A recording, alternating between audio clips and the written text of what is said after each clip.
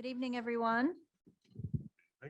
Welcome to the August 11th voting meeting of Keystone Central School District Board of Directors. We will start with a salute to the flag and a moment of silence. Allegiance to the flag of the United States of America, to the republic for which stands one nation, under God, indivisible, with liberty and justice for all.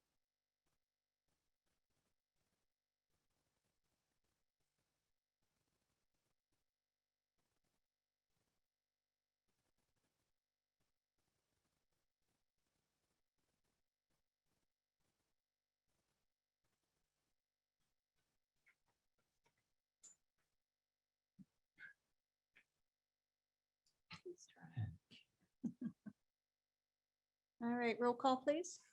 Mr. Dietrich. Mrs. Donahue. Here. Mr. Elling, He's trying to get in. Mr. Johnston, Here. Mr. Knopf, Here. Mr. Koch, Ms. Lynch, Mr. Miller, Here. and Mrs. Smith. Here, and here Oh, comes Mr. There's Dietrich. Mr. Dietrich. Woo. Gotcha. We're gonna play musical chairs. How are you? All right. Wow. 6 members present. 6 present. All right, until we get, if we get Roger. All right. Okay, so last week on, Just call him. okay, yeah, that's fine. On August 4th, the board held an executive session from 9 PM to 9:58 PM to discuss legal matters. All right, so we'll go through, we're not going through it again, but there's the I don't update think you're in there, are to you? the hometown ticketing proposal. Do you want to just join Um, via phone? We just took roll. No one signed up to speak? No. Okay. So Roger's here. Well, 6:34 in here. Oh, Okay. he's gonna be on speaker. There you go. You're on speaker at the public meeting. So behave. Okay. So we have no one signed up to speak, so we will just move on to the superintendent's report. Thank you. First thing I wanted to talk about was a school safety update. Just informing you, as we talked about in July, that we will continue, we plan to continue with the health and safety plan that you reapproved in July. There were no major changes to that plan. This plan includes layered mitigation efforts, such as voluntary masking and multiple sanitation efforts. Positive cases of COVID-19 are voluntarily reported, and upon verification, the individual will isolate for 5 days from the start of symptoms. They may return to school or work after 5 days if they're symptom-free and are recommended to wear a mask for 5 more days. These questions have come up a lot lately with the anticipation of school coming back, so I thought it was a great idea to just refresh our memories on how Keystone Central is handling the safety plan. While we're on the topic of school safety, I would like to ask Mark Kondo to come to a microphone and share some information with all of you regarding an additional layer of school safety that we're planning to implement this school year. So this fall, we will be rolling out the Schoolgate Guardian platform. Those of you on the Safety Security Committee would remember this from our conversations in the past. The Schoolgate Guardian system is a visitor management platform that will allow our schools to add another layer of safety in terms of visitors into our building. So when I say a visitor to our building, we have to delineate a difference between a parent coming to a building to pick a child up, to take them to an appointment, versus someone who wants to come physically into the building for a meeting. And when I mean into the building, it's past the vestibules that are a secure location during the day when folks come in. So a parent coming to a building to pick up a child for an appointment, they're asked to show a photo ID to verify who they are, to make sure that they're in our system as someone who is able to pick up that child and take them to where they need to go. Versus a visitor who comes into our building, say for an IEP meeting, or maybe it's a counselor that's coming in from Crossroads Counseling to meet with the student, or the Pepsi vendor that might come in to refill the machines. They will have to show a photo ID. That will be either a state issued driver's license, a state issued ID card, photo ID card, or the passport card that has the photo ID on it as well. The secretaries have been trained to scan those cards then into the Schoolgate Guardian system. And then that system will do a background check against Megan's Law offenders, which is the sexual offender law, and any other information that the school district might enter in, because we'll get information from the county about PFAs or custody type agreements that will be readily accessible then for staff to access, to know that that person should or should not have access to the building. Once that visitor is approved through that process, which really only takes about 30 seconds, a badge will be printed out with their picture on it. And the badge essentially is good for 12 hours. After that, it will fade away. So it could not be reused again. This also will help us meet the tier 1 level school safety requirements that the state is pushing forward in terms of recommending for school districts as well. So I know I've talked to the building administrators about it. I've talked to Dr. Barnhart and special ed so that they can push out this information as the school year gets started. Because I'm anticipating some folks having some questions to make sure that, or to not understand rather if they need a photo ID or not. But quite honestly, parents picking up their children from school now should be displaying a valid ID for us to verify who they are when they pick up a child, so that we know that they're actually allowed to do so. And then, like I said, the visitor system itself will enable us to do another level of background check for an individual. And then folks that frequent our buildings, let's say we have a counselor that comes in quite a bit. Like I know some counselors come in as far as our SAP program. They might meet weekly with the SAP team or students. They can be issued one of these cards. It's a quick access card, much like you would see like your Sheets card you can add on your keychain or Wise card, whatever, that'll allow them then to just scan in more rapidly rather than go through and scan the ID again. So that will also allow us to track who specifically are in our building. So if we have a fire drill or another emergency, we need to be able to identify the folks that are in our building, and we can account for them then through that process. So we know it's a bit of a change, and we'll be pushing this information out to parents here in the next couple of weeks prior to school starting.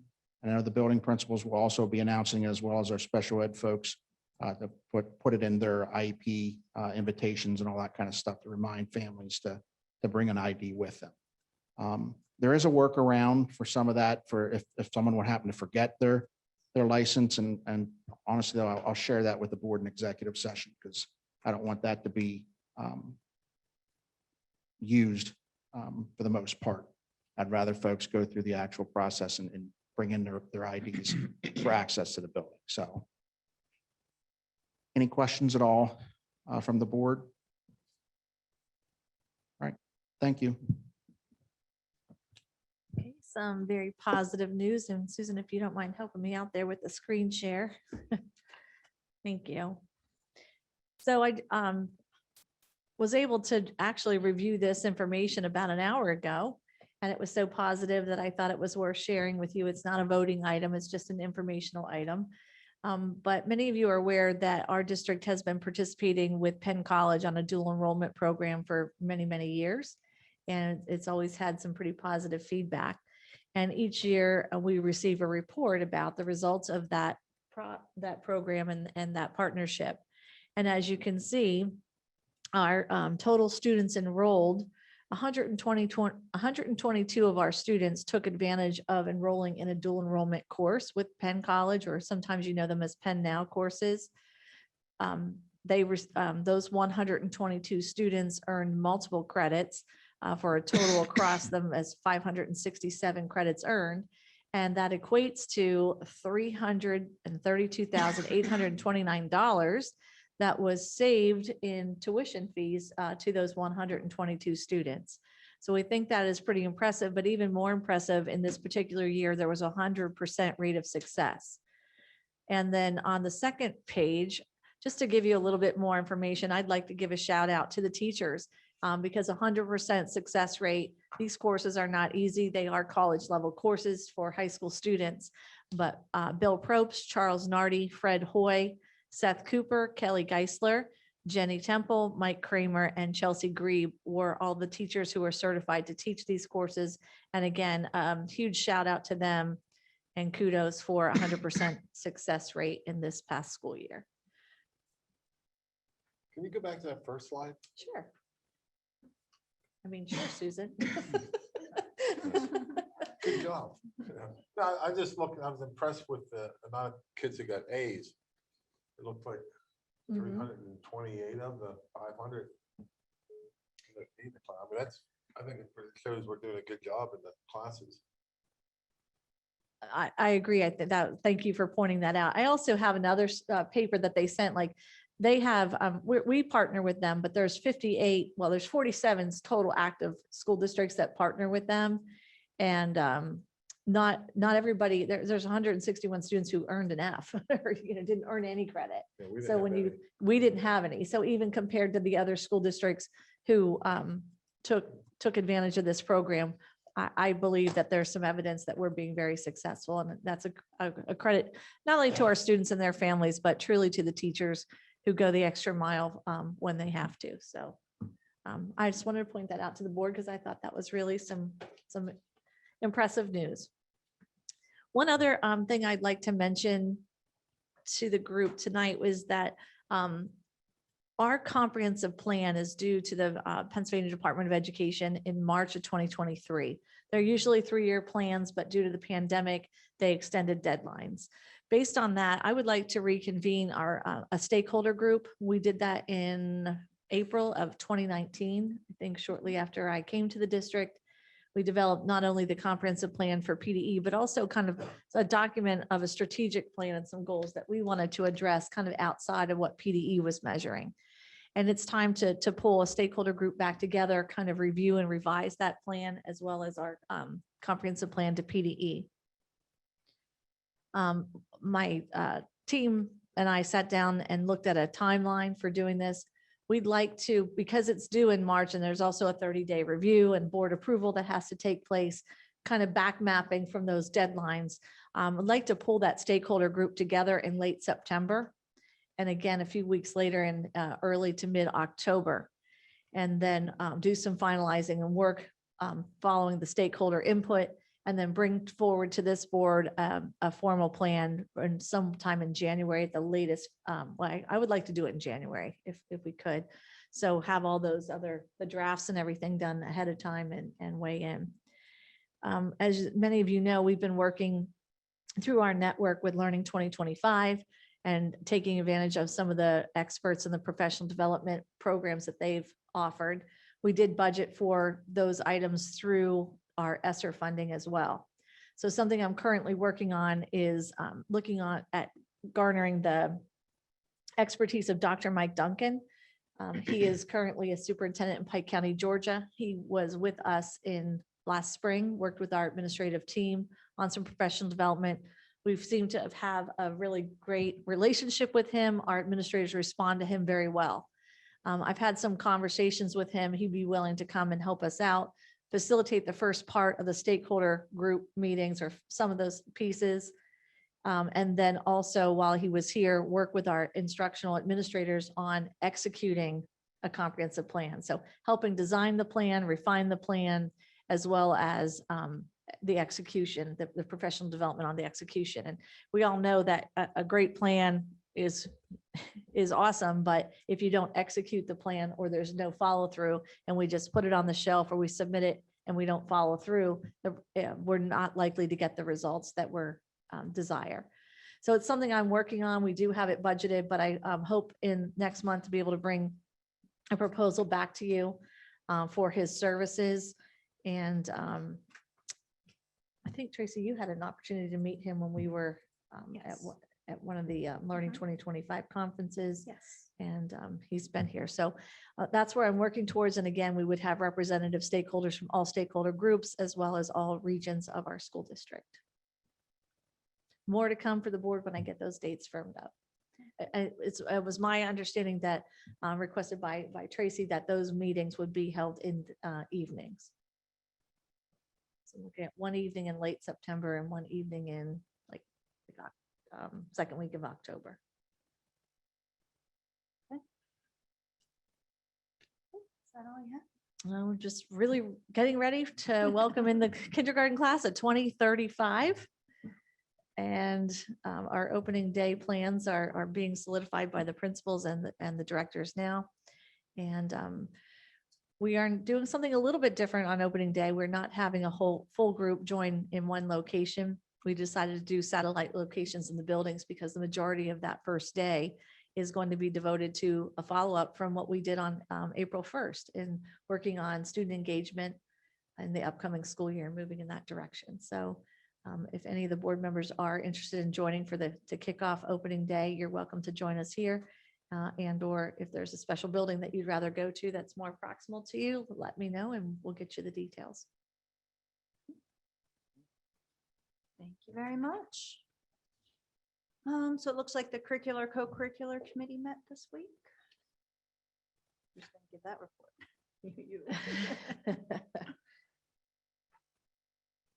I don't know, do we meet this week or are we meeting next week? Which is it? It's next week. It's It's next next week. Oh, week. okay, it was Tuesday. on here. I was wondering. Okay.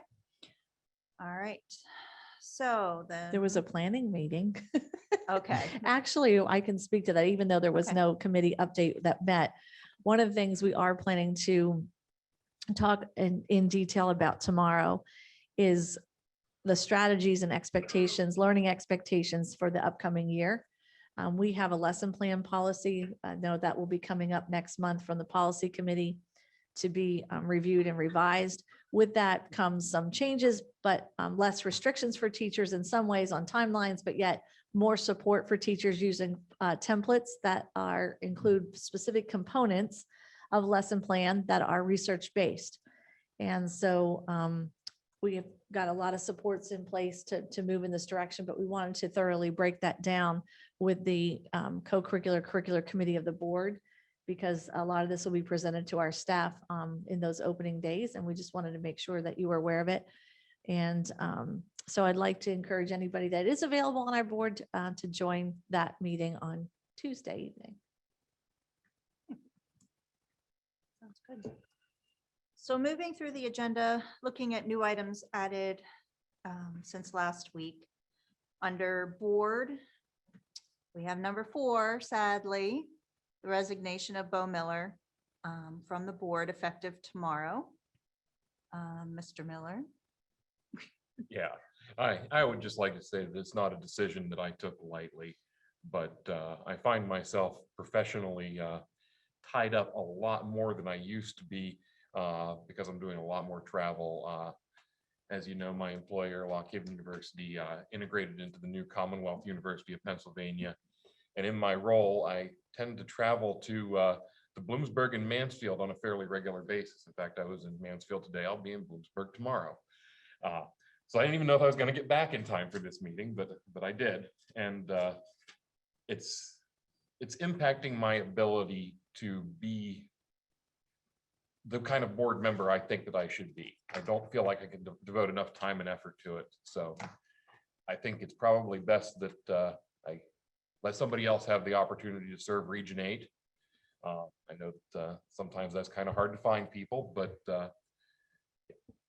it's been a fun run. I've enjoyed it. It's been a pleasure working with all of you, but life happens.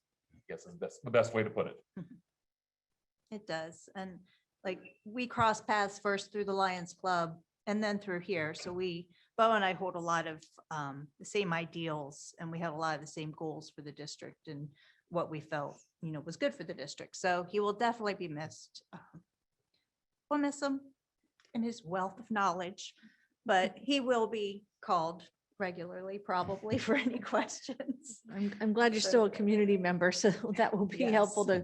to be able to call on you as well. And I would just like to say I'm also sorry to see that you have to step down from this position because I've always felt that you've been a very positive supporter of public education, and also you were part of the hiring group that brought me into the district, and you've been very supportive of me and the initiatives that we have been able to accomplish together over the last 3.5 years.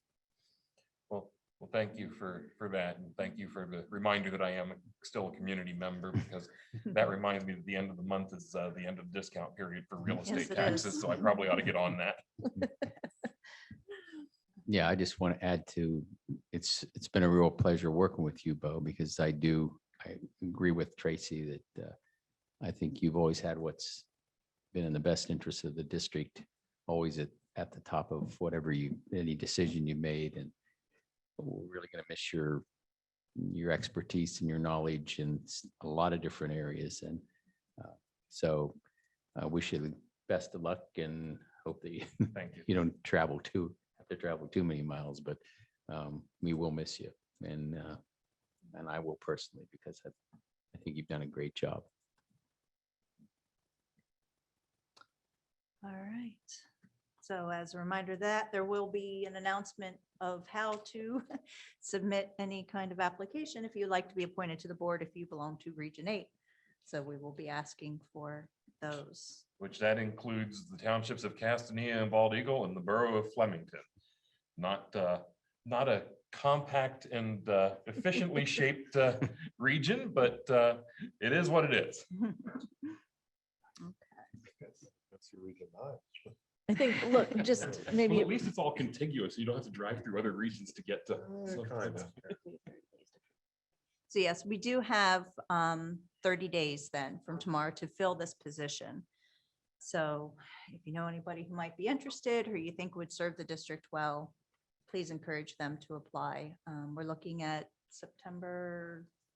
The voting meeting in September, having a special voting Yeah, meeting on special. that same evening to possibly interview, and then the board would vote on any of the applicants to fill the vacancy. September 1st, I think we were looking at Was it interviewing. September for interviewing the first and voting on it the On that. following week? Yep. Oh, thanks for the correction. We'll follow the same process that we recently followed when we welcomed Mr. Dietrich. I won't be here the first. I'll be in Purdue. So under business, we do have a new item 10, which is the Lake Cumming Clinton Joinder Board financial agreement, not to exceed 20,000 paid for by the general fund. Susan, do you have any comments on this one? You said about it. Push your button. Now, Now we got you. it's an annual renewal. The service agreement, I believe, was approved in July, but this is the financial obligation that goes with that agreement. And the bill came in early this week, and that's why we were asked if we could add it to the agenda for this week. And I think there was some questions as to the general fund. This $20,000 is budgeted within the student services account line item, and it's a known cost. I don't think the cost has increased over the last couple of years either. So that's where those dollars came from. Under personnel, there were some more additions, a couple of new hires. Looks like some more bus drivers. Yay. And Can I get something Yes. I think needs fixed on J1? I just noticed. J1, okay, what's that? It's the personnel. Mhm. Let me find it on here. That's for a game worker. Would that be under the athletic part if it was a game? worker? Find it on here. I'm sorry, it could be athletic. That's okay. Yeah, this one here, I have to abstain from this one. All right, I will abstain from this one. From the athletic one or No, the- for this one here, that's what I have written down. for here. J1? Yeah, my nephew's listed on it. Okay, He used to live with me, so we'll just. okay. Well, then we're moving on to the athletics. Do you have a question on one of those? Yeah, that's it. Okay, J1. I'm sorry. J1's the one you need. Okay. John Cooper is listed as a game worker on the second page Mhm. for Okay. Central Mountain. Mhm. I believe that should be Bucktail. he does everything in Bucktail. It's just simple things. I just noticed that on there. I'm not sure about Josh Day. He usually does game worker stuff at Bucktail, but he might be down here. So I know Cooper's in Yeah. fact is Bucktail.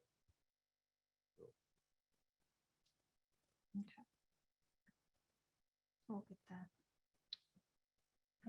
I don't think it'll affect anything, but. No, we're high. It's. Does The game yeah, worker's a it's game worker, worker. yeah. Yeah, I guess that's what I was going to say. Shouldn't they all be either or even, but they could be scheduled at the preferred location? So, yeah, it doesn't matter. So do we need to make any special, do we need to make any modifications to that? No, I just think we need to tell, I don't know who puts that out. Well, but if if the board approves it tonight with is that approval. listing, does that impact if they're approved at one school and not the other? I mean, do you know what I mean? It's a district. It's a district-wide position, not a Well, school. I would ask the question, even though they're not members of the association, are game workers in any way covered or referenced in the contract? What they in the schedule? E, I think it is. Yeah, they're in the schedule in terms of the pay. Yes. That's, there's Schedule there's B. no language that dictates location of work. No. Okay, just making sure. So as long as we're under the understanding that they're going to be paid as a game worker regardless of the No matter what it location. work out. Okay. Right, and then the changes that we had talked about last week for the handbooks have been made. Is everybody okay? Any other questions? We updated, we put in the exact language from the technology policy, I believe. Yep, I Yep. saw that. Yeah. Okay. And I like that. I really like that. Thanks for I bringing just that want up. to make sure we're going to follow the handbook from day one at every school and every classroom. So there shouldn't be students walking around with cell phones and hoods up and. Well, that doesn't mean that students won't break the rules. That just means that we need to enforce them. Enforce So I can't make a promise I can't keep So we there, but need to enforce it. the expectation is that the handbook will be followed. And the first step is having a board that supports the handbooks that are upon in our agenda this evening. It shouldn't matter what class they're in or what school they're in, they'll be enforced equally. So does any board member have any other questions on the agenda items? Just one on the booster clubs. Oh, My there's- daughter's name's on there. I don't know that just because she's on the one booster club. Do we need to pull that? Do I need to abstain from that? I mean, there's no It's not a money paid being. position. Not a paid position. No. So I There's just, no way that you or any member of your immediate family is becoming financially enriched. we by are that not action. gonna, we are not gonna benefit in. Although any you may way be whatsoever. asked, you may be asked to sell some hot dogs. Well, I already got my car washed on Saturday, so, Okay. You're in the negative. right, that's Okay. it. Since Roger's on the phone, Jeff, can you move? Oh, okay, I will make a motion for us to move the entire agenda with the exception of any items that any board member would like to have removed for J1. separate consideration. Roger seconded that. I need J1 pulled. So we need J1. Any others?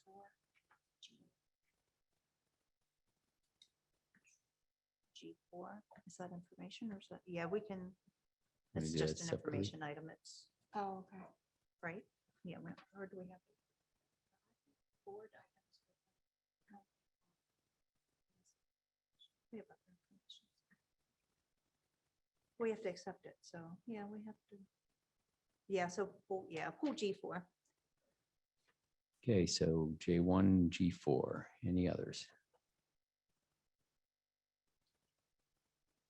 Yes. Okay, I have a motion on, and second to. oh, No, you did that. Never mind. All right. So we need to vote on. The entire agenda with the exception of Yeah. those two items. Okay. Roll call vote. Mr. Dietrich, Yes. Mrs. Donahue, Yes. Mr. Elling. Yes. Mr. Johnston, Yes, Mr. Knopf, Yes. Mr. Miller, Yes, and Mrs. Smith. Yes. 7 yes votes, motion carries.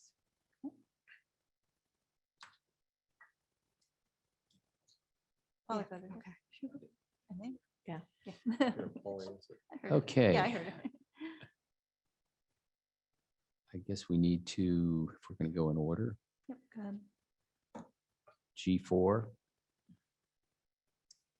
Do I have, Oh, I would- second. You can make. the I will motion. move that we accept G4 or I'll move that. second.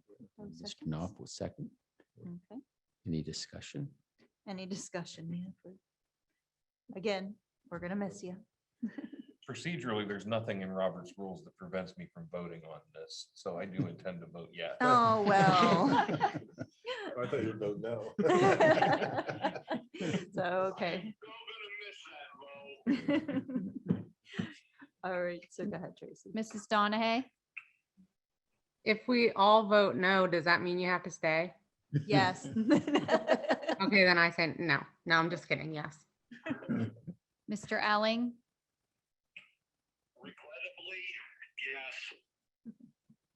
Mr. Johnson, Yes. Mr. Knopf, Yes, and sincere thank you. Mr. Miller, Yes. Mrs. Smith, I guess, yes. and Mr. Dietrich. Yes. 7 yes votes, motion carries. Okay, that brings us to J1. I move that we approve the personnel item J1. I'll Yes. second it. And roll call, please. Mr. Alling? Mr. Johnston, Yes. Mr. Knopf, I abstain. Mr. Miller, Yes. Mrs. Smith, Yes. Mr. Dietrich, Yes. Mrs. Donahue. Yes. 6 yes and 1 abstention. Motion carries. Tracy, do you have a form I can fill out? All right, Okay. Mr. Miller, would you like to do the honors tonight? Since it's your last. I meeting? would like to make a motion that we adjourn. Go into exec session.